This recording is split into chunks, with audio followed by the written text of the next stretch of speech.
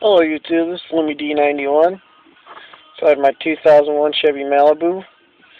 See the FESS system lights flashing on and off. It means it won't start. The wonderful GM FESS system is being a bitch again.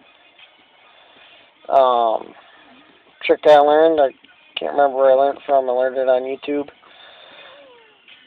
I sit for like 10-15 minutes to key in the on position so that stupid light stops flashing. Try to start it. I'll do a video of starting it, and that light stops flashing. And I'll update the video for you.